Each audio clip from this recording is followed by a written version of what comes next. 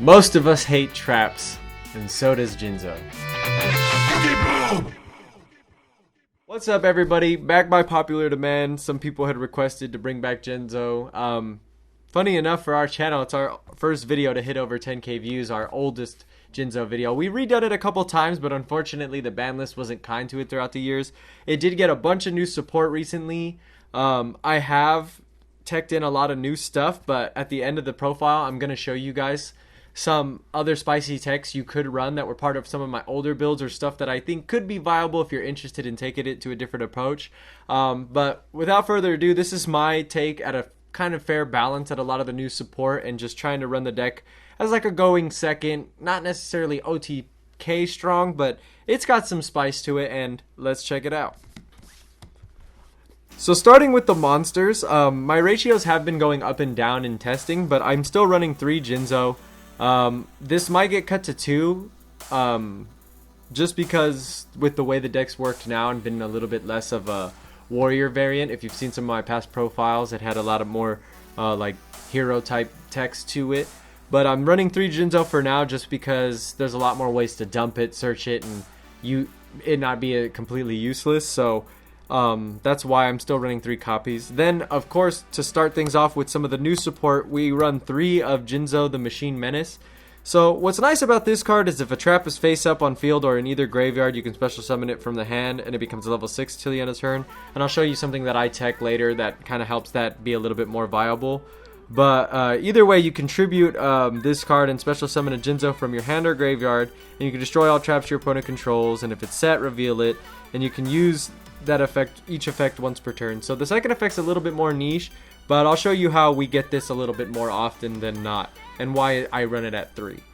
For some of the older Jinzo monsters, unfortunately, they become a little bit less, I guess, prioritized in late. So I only run 2 Jinzo Ejector and 1 Jinzo Returner, because we're not really trying to normal these ever, and Jinzo Returner has the bad problem of being a when. So with most cards that you pitch him for effects, he gets chain blocked by himself. If he was an if, he would obviously be like a 3 of and super broken. But I'm only running 1 for now because he's not completely necessary anymore. We're gonna probably be foolish burying a lot of, that's a little tongue twister, foolish burying a lot better monsters than him just to special summon 1 Jinzo for the turn. Especially at the end of the profile, I'll go into why they can be used in a lot more techie situations, and I kind of wanted to make this deck a little bit more consistent randomly than relying on like those techs every now and then that you happen to top deck. Continuing on to some more new support, we run 3 Psychic Bounder.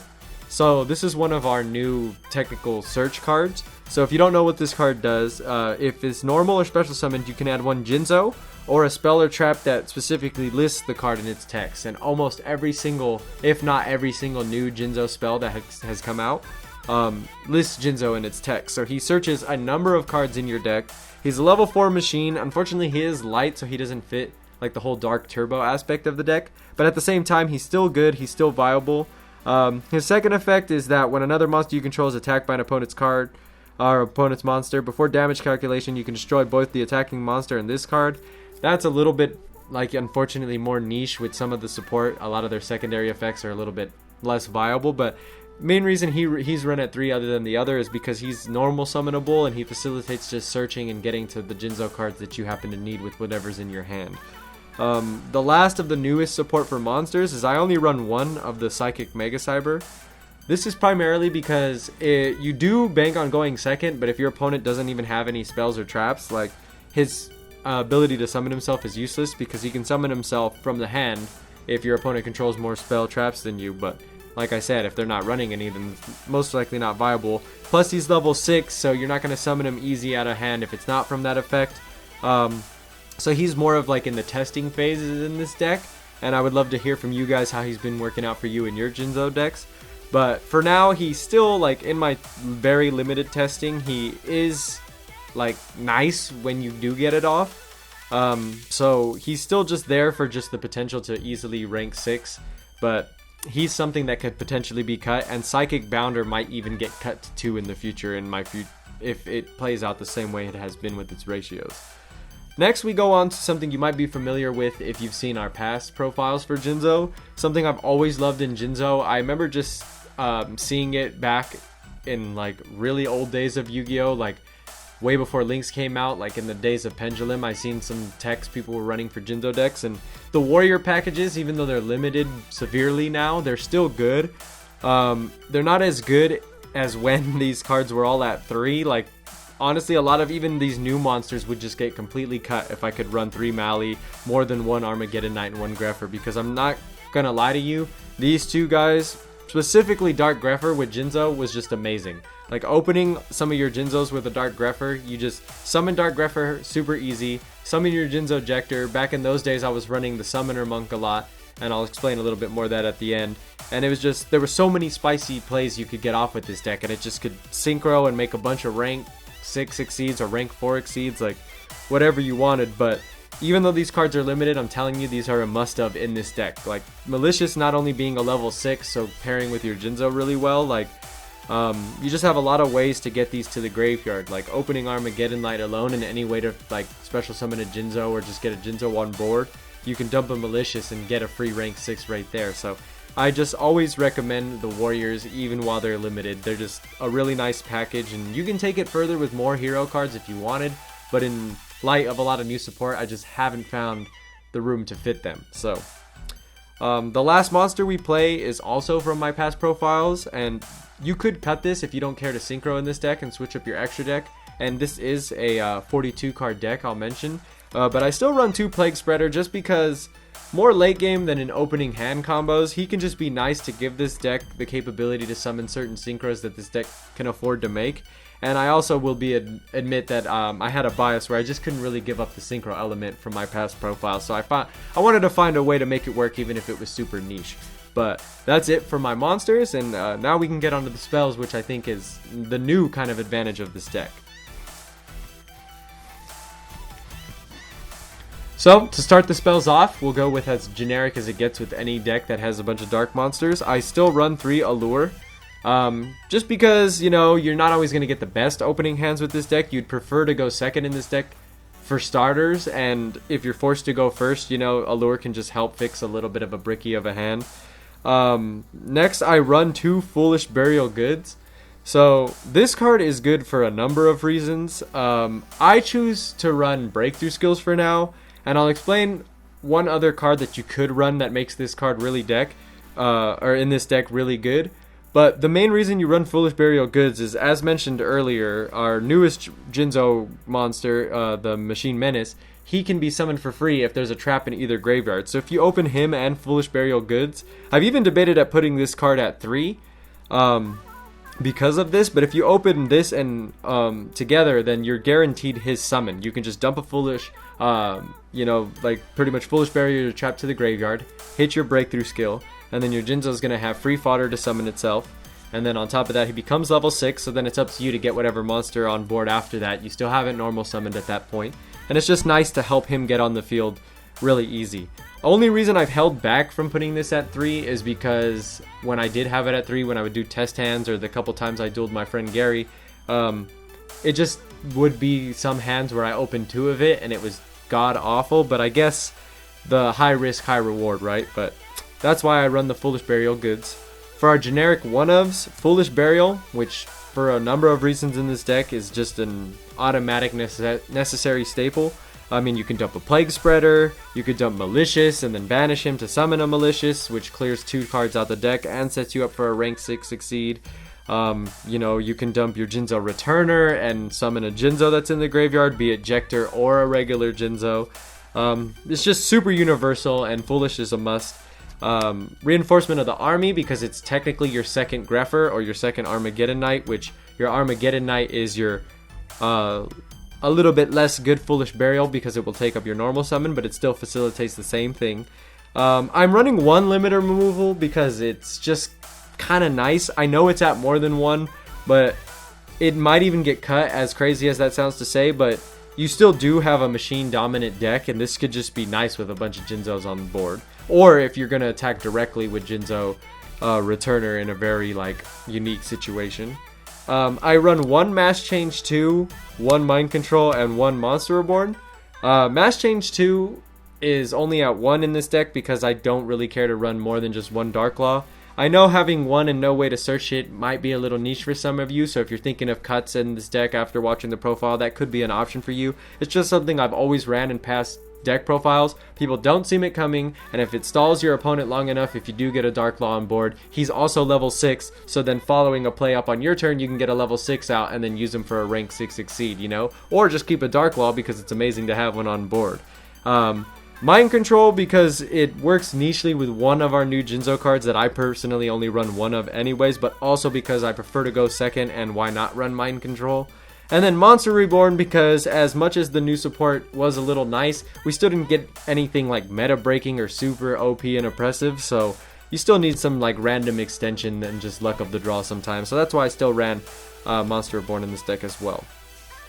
For the rest of our spells, we start to get onto some of the good stuff. I was going to say something that I probably shouldn't have said, but 3 Law of the Cosmos. So this is one of our new cards. I like this because it's kind of random. You know, the first part of its effect is your opponent can set a trap directly from their hand or deck, and if they do, you can special summon a Jinzo from your deck. But if they don't, like if they don't want to set a trap, or if they don't have any traps, you get to just search a Jinzo or a monster that specifically lists Jinzo in its text. So it's a nice search card. It's super generic. It is only a once per turn, but it's just literally going to get any card out of your deck. So we like cards like that. Out of the other new Jinzo spells, the only one I found personally worth running 3 of is Psychic Wave. So this card is arguably one of the better ones. It's pretty much an additional Foolish Burial for us. The one thing I will note that completely sucks, and I mentioned it when I brought him up in the monsters, is if Jinzo Returner was an if instead of a when, this card would have become extremely broken, and this would be a 3 of. Because what this does is if you control a machine monster, you can send a Jinzo from your hand or deck to the graveyard, so it's essentially running 4 Foolish Burials if you're specifically sending a Jinzo. And then you inflict 600 damage to your opponent, and then during another turn, your main phase, that a separate turn than this was sent to the graveyard, you can banish it and pretty much send a Jinzo monster from your deck to the graveyard, and then add the targeted monster from either your banish or your graveyard to your hand. So it's a recycling card plus a Foolish Burial. So there was potential for this to be really good. It just sucks that Jinzo Returner has that when instead of an if, and we didn't get some new better low level Jinzo who did the same thing. So, but still, regardless, I think this is a 3 of just because of what it does. And in a rough situation, if you like open Foolish but you also have your breakthroughs in a really crappy situation, you can dump this to the graveyard and not really hurt by dumping any other spells that you'd rather see in hand with your Foolish Burial goods. So that's another reason why Psychic Wave is in here. For our other new Jinzo cards, I run 2 Everlasting Alloy. So the one nice thing about this card is that it's also a quick play. So pretty much if you control a Jinzo, you can activate one of these effects. All machine type monsters you control cannot be destroyed by your opponent's card effects until the end of this turn, or when a card effect is activated that targets a machine target monster you control, you can negate it. It's just nice protection, you know, kind of like an infestation pandemic for Jinzo, or just machines in general, so it's nice to just have this card set. And the best part is, since all these spells say Jinzo in their text, they're searchable by like a lot of cards in your deck, which just why honestly you could even put a lot of these at 1, but with protection cards I like to go a little bit heavier on those. For another new Jinzo spell, I only run 1 Cyber Energy Shock, so also a quick play. This is about the same condition, so if you control a Jinzo, you target on the card on the field, destroy it, then if it was a trap, you can apply one of these effects. So either way, it's a nice generic destruction, as long as whatever you're targeting can be targeted. But if it happens to be a trap, you can negate the effects of one face-up card on the field until the end of the turn, or all Jinzo you control gain 800 attack until the end of the turn. So those secondary parts are a little bit more niche, but it's just nice to have a generic pop, and it's searchable. That's why I only run 1. And then the last new Jinzo spell, which I'm really debated about even still keeping this card, because on the surface its effect sounds amazing, but it's kind of niche and seems like something you'd really set up for like a going first variant of this deck, which I just haven't been comfortable with. So it's Cosmos Channeling. So you can send one monster you control that is owned by your opponent to the graveyard, which really in this deck only comes into hand if you're running Jinzo layered or got a playoff with Jinzo layered.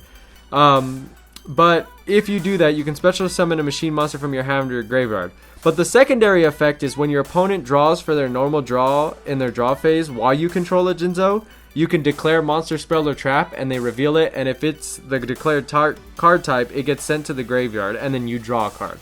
That's the main reason why I still run one, because that secondary effect is really nice, but the first part is really niche and kind of hard to get over, and since it still lists Jinzo, this card is searchable, that's why I'm only experimenting with one.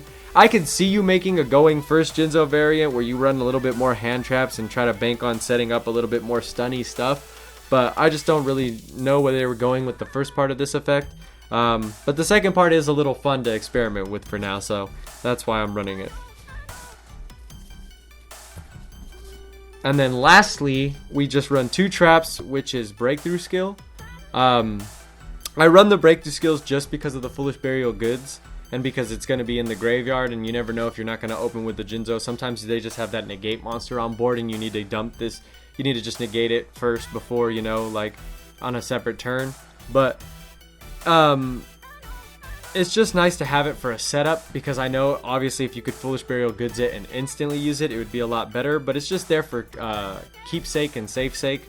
And I will show you other options at the end of this that could be used better. But in my testing, I just find dumping a generic trap, period. Lost Wind might be a little bit better too, but I just honestly didn't have any Lost Winds hanging around. But I run the 2 breakthroughs just to get my Jinzo monster on board a little bit easier, and that's pretty much it for the core of the deck.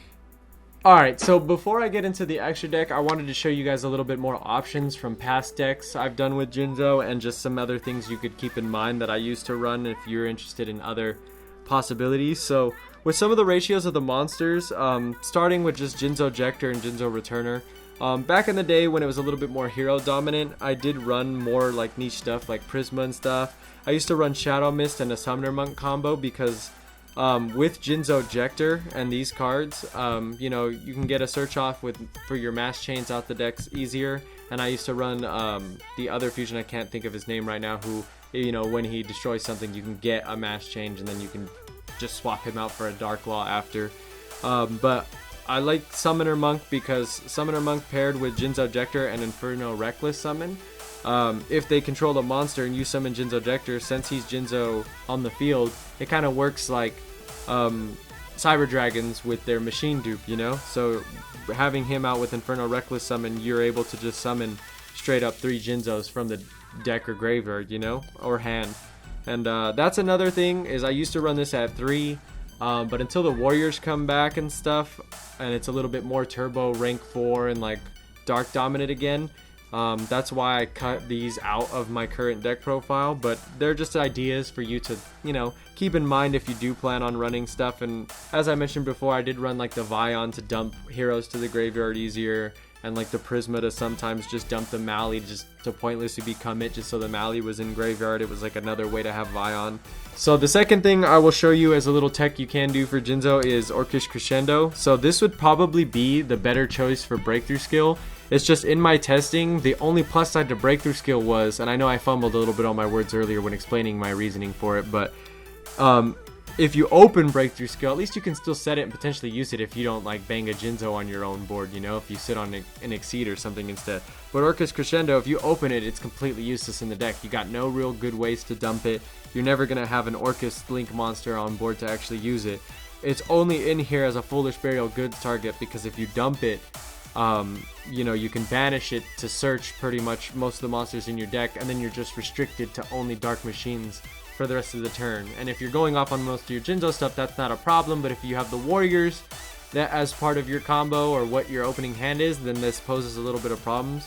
So I mean, you could run 1 Breakthrough and 1 of this, or 1 Lost Wind and 1 of this, but this is another card that I would recommend, and you know, you guys can consider in your playtesting if you decide to build Jinzo. Now, going on to the extra deck. So, honestly, as cool as this new card is, I'm running 2 Jinzo layered, and as nice as it is to get a new Jinzo monster, he might get cut to 1. You detach and he big eyes a monster, does target, unfortunately, can attack or, you know, use its effects, but If there's a trap card on the field, you can pop a monster you control, most likely what you took and popped it. But ideally, you're probably just going to use this to take a monster and link with it or something like that. Or hopefully, like, it's a level you could use or something, but who knows. But it's just nice to have something that big eyes something, because if it's just an annoying problematic monster that can be targeted, you know, you can bait it and use this just to get it out of the way and push for an attack. So that's part of the reason why I think he might get cut to 1. It's just this deck isn't really going to be like a Link aggressive deck. That's why my Link selection was very limited and the Exceeds are more heavy. But there is a lot better, you know, rank 6s you can run out there. I do run the 1 Constellar M7 because compulsing is always better than destroying sometimes, especially in today's meta with all these things that can't be destroyed. Run the Utopia Beyond because just it's not target and it's mass, just everything to 0, and that's just great to just bang over anything. I mean, him alone is 3k, so, you know, if you just get to the goods with everything, even just having your Jinzo swarm out, you know, just nice little swarm of Jinzo monsters could be devastating. We run the 1 Beatrice because, you know, she's another Foolish Burial, and she can just, you know, if you're going for a little bit of extra spice, I've always liked Beatrice in my Jinzo deck. For our rank 4s, I run the Castel for the same reason as the Constellar. You know, sometimes non-destruction is a lot better removal than destruction. Run the Evil Swarm Nightmare because since Master Rule 5, we are running into a lot more setup or non-link decks. Even if when it is linked decks, sometimes it's a lot of special summoning of other monsters to get into that. So Evil Swarm Nightmare not being once per turn, you can flip 2 special summon monsters straight to defense position in 1 turn, and that's really nice to slow down a lot of things. And even though we love to use the graveyard, I do run the 1 Abyss Dweller, because if you can set up a decent enough board, or if you're going second and they didn't get to open up too great and you realize they're a graveyard dependent deck, Abyss Dweller is just really powerful in today's meta. You could obviously mix up the 6s and 4s however you want, but this is what I felt comfortable with and what I've liked and seen success in with this deck in the past. For our links, I only run 3 links. It sucks because links are so great, and I wish this deck was super like, it was never OP in my old profiles, but it wasn't restricted. Like, it could go off if it got the right hand, kind of like Lightsworns, you know. They may be technically outdated, but they could still go off with the right hands. And so I wish I could run more links and like start Yugioh and do a bunch of bullshit in this deck, but for now I'm just running the 1 Cliffort Genius because we do have machines you're never gonna really get its, you know, multi-summon effect, because we're not running Reckless Summon or anything like that, but it's still a nice machine link to have. We run the Bujinki Ahashima, if I said that correct, I don't know, but it's a little bit kind of a niche play to do, but it can be really OP in your deck, because if you have, you know, rank 6 obviously or level 6 monsters aren't the easiest to get out. So if you have a weird mix of the level 4s, you can just link them for this, summon a level 6 from your hand on a Jinzo from the graveyard, and then go into a rank 6 instantly from there. So it's just nice in testing, and it's really good. And I really haven't, originally I was going to try to put this in Fire Fist, but it didn't really need it. So I was thinking of what deck is going to be an Exceed reliant deck that I make in the future that I could test this in, and so far it's been beneficial. And then just to facilitate the few times you do get a bunch of monsters on board that you can expend, I'm gonna keep it at Borreload over like Boral Sword, because if you get a decent enough hand in this, OTKing isn't really a problem, so I didn't really feel the need for that. I just like Borreload because, like I said, he's that annoying type of removal that can just be really annoying to your opponent, and he can't be targeted by monster effects. And I'm kind of been struck with the fear in Abe in my head, where, you know, we all kind of need an out to Dragoons till he gets banned in America like he did in the OCG, you know. So Borreload is nice for that, and that's why we keep those for our links. And then, as niche as it is to synchro in this deck, I still do run 3 synchros. Only run level 6, which is our Brionic, because hate to beat a dead horse, but more removal that's not destruction. And then for your level 8s, they're actually can be annoying. Of course, we run the 1 Beals, because why not? Beals is just still one of those annoying to get rid of monsters.